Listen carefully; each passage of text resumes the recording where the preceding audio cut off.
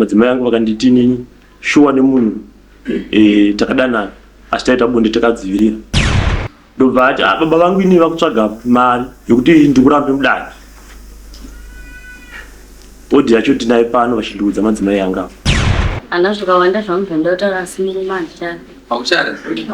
Looking for professional home care support for your loved ones? At Sheltering Arms Community Care, we provide compassionate care for the elderly, people living with disabilities, and those needing mental health support. Our services include home care, live-in care, hospital assistance, respite care, medication management, and life skills development. We also offer an alcohol and drug rehabilitation facility, helping you live independently with dignity and confidence. Visit us at Falcon Estate, Teen World Harare, or call us or visit our website on the information displayed. Sheltering Arms Community Care, fostering independence, improving lives.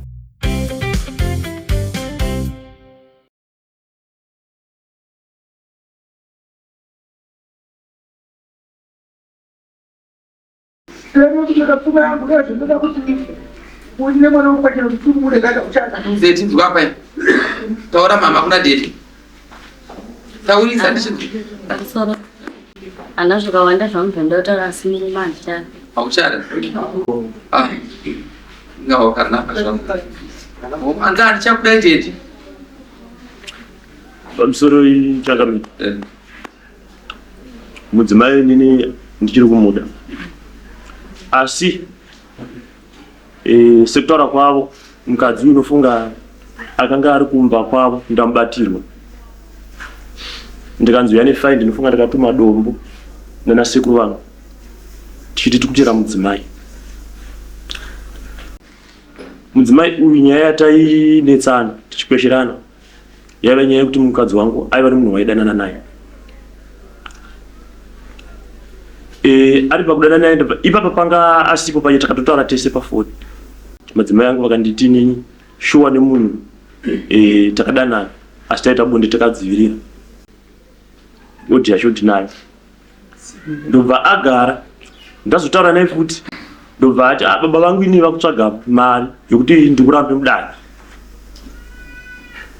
Bhodhi yacho tinaye pano vachindiudza madzimai anga. Saka ndozvasaka kuti vazouya vandipe guguro pamberi penyu mimi muchinzi. Alright, tazvinzwa.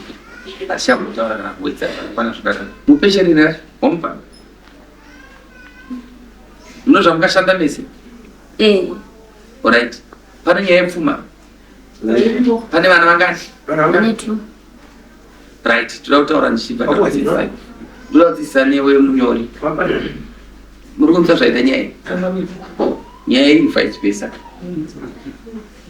Zvainoti iri vice versa ndezvekuti uyu anozvaita atadzi abva aona kuti ndakuudza kuoni kwapera kuita divorce. Nazvo zvaita zvokureta misha yakawanda tezvana zvakanaka zvaitika zvakashanda sitotokatsirira tinenge nasaiti mwana wako aramba uyu noda kuti anozvaakaita wazvona but zvinoita ndezvekuti first preference tinopa murume hatizopa mukadzi noda kuti ndimakonzeresa ane judgment. Mombe pane vana vangani? Pane 2. Right. Mombe 2, mombe 4, 2 dzedanga. 1 yemasungiro, 1 yeumai, 4. Ande kurusapo 1.4. Right, makasenza chinesi. Apa zviripo ndezvekuti chokutanga toti pane ngoro mombe dzikafa. Kozoita mota, takatenga mota asi takaita zvomubatanidzo. Ndakabata nomunyin'ini navamwe pamunini vakandipa mari. Vanozviziva. Ndizvo zvekuti makabatanisa? Nyaya yekutaura ndisi. Iyo mota yacho ikoko haisati yatopera kutobhadhawa kwaukasiyo kwacho. No problem. Izvozvo nhasi nyaya dzakadaro kuti ndikutaura kuti munhu anoshiya panze hadzikwanisiki. Mazvinzwaka? Munodzoka musi wa5. Ndati mopen phone 1400. Munhu yamusi wa5. Chibvisa $10 dzekutongana naate zvakadaro. Vana vangu regai ndikuudzei wakanaka souri raiti kwazora mafuta but unopera panyika. Musananidzo noupenyu hwekupota muchiramba. Musananidzo hwekupota kunyenga zvokuparadza muchamuparadza. Azvishandi. Suke mapepesa. Apepesa 5. Ndopata pa judgment yedu. Pamapepesa. Pari papo pane vanonditana ngurudzi changamire. mukadzi ndi andakagara naye ndobva atora nechikomba.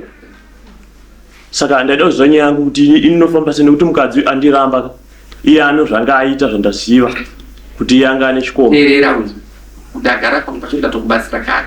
Kungobva ndabatsira kare ndipo kuti patakaenda kunosheya zvinhu tichaona kuti makasenza zvakaita sei, zvinomwanda zvakadii nokuti iwe ndiwawarwadziwa. 2 takutokwirira chikwira kuona mapurisa angu mukwirire dare chikomba titonge munhu moti unawo.